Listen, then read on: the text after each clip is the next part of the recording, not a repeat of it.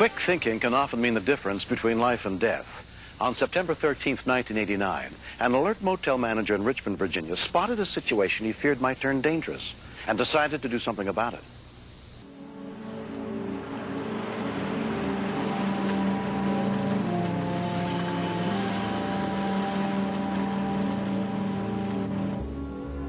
Seated behind the reception desk, Agnes White was the only person in the lobby when the two men walked in.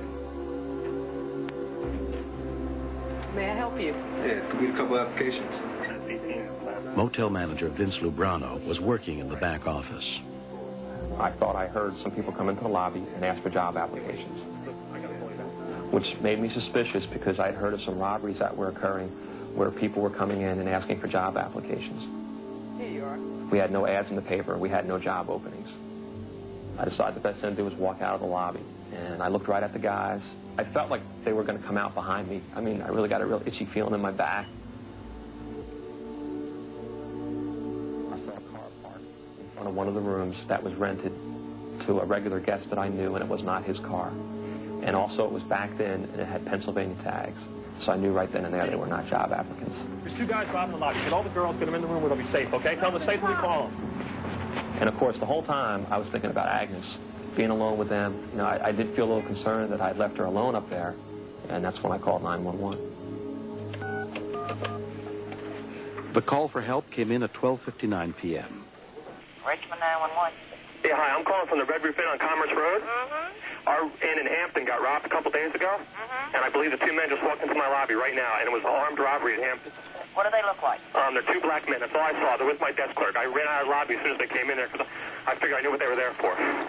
We have full-time, part-time, What are you looking for? full-time. A frantic call from the motel's head housekeeper seemed to confirm Vince's report. What's wrong there? They are robbing us. 50 East Commerce Road, in progress, robbery, $1,300. From 3 miles away, Officer Alan Miles responded. Anytime a robbery call comes in, your adrenaline starts building.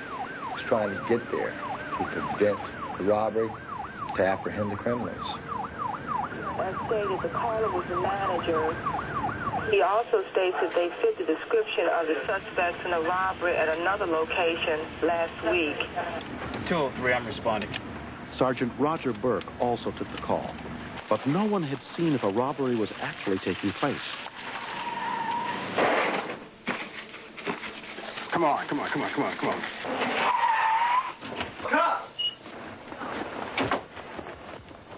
men running towards Harney's with a white shirt, black pants, tennis shoes, running towards Commerce Road.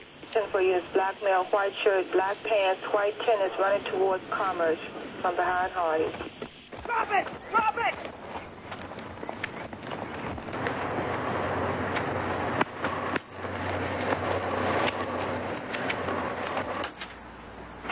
Thought at that time that the suspect must have tried to commandeer the truck. I couldn't shoot at that time because there were just too many people gathered around. I couldn't tell if both of them had run out of the lobby or not, and I called the front desk. And I asked Agnes what had happened. And from the evasive answers that she gave me, I knew the guy had the gun on her. As he approached the embankment to the interstate, he turned and pointed his weapon at me. Drop the gun! Drop the gun! Drop it! Drop the gun! Drop the gun! Climbing up on the 95. He's got a handgun in his hand. Subject is climbing onto 95. He is armed with a handgun. What did he say about 95, Ray? Detective Mark Siegel also headed toward the scene in his unmarked car.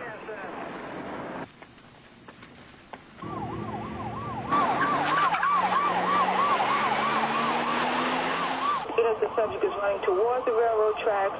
He is armed. Black male, white shirt, black pants, white shoes.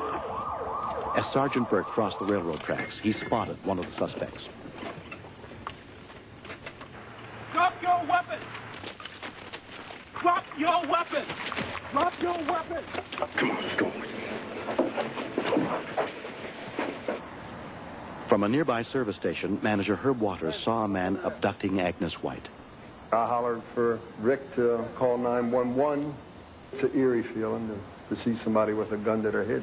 you thank the Lord it isn't you, but at the same time you think about her. Suppose somebody startles him, it's all over, you know, for her. Richmond 911. Yes, this is Bells Road, Texaco, Cybers Texaco on Bells Road. Uh-huh. We have a black man. He has a gun on a lady at the Red Roof Inn. There is a police car on the scene, but we cannot see the police officer. Okay, yeah, he's chasing the man up Interstate 95 now. Four-door blue. Looks like Pennsylvania plate. He's making a left, going on to 95. We got you. Drop your weapons! Drop it now! For some reason, he slowed up and dropped the weapon on the ground.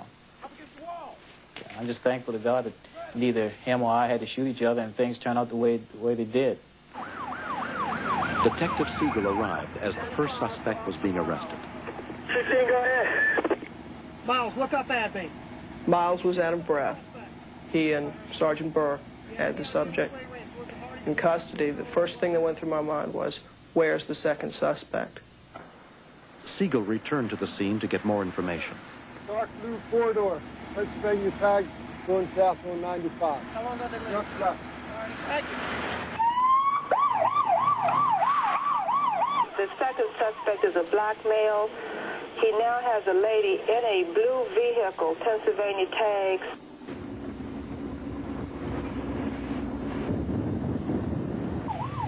Officer Shirley and I got on Interstate 95 southbound through the traffic, scanning as many vehicles as we could, trying to find a vehicle that looked like the suspect vehicle. See if you can get a vehicle description, a good one. So for your copy, possible vehicle is a blue four-door Pennsylvania tag, 995 southbound on 95.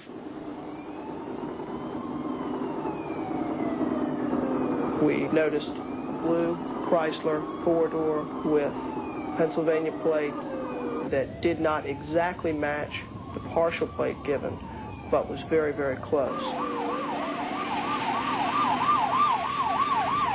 I got Boy Tom Young, 955. He was looking straight ahead, and I think he wanted to ignore us and pretend like we weren't there. Pull over! Keep driving. Get over! At this moment, I felt some of this woman's terror. The first thing that went through my mind was that the subject was going to run. Police! Freeze! Drop that gun! Drop that gun!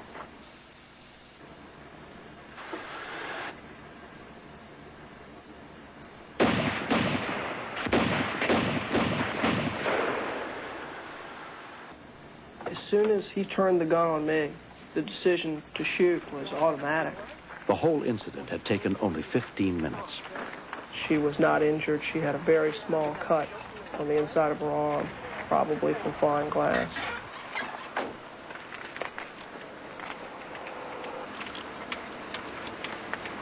It's almost like I didn't have to make the decision. He made it for me when he took the gun off and pointed at me.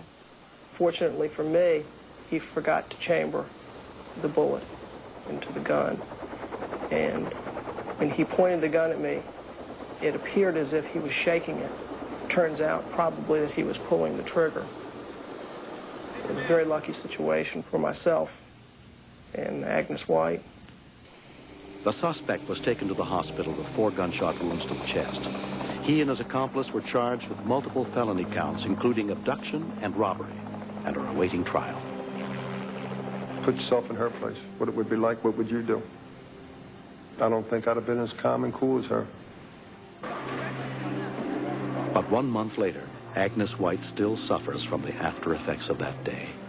And for a while, I couldn't be alone. I didn't want to be by myself, especially at night. I just felt really shaky.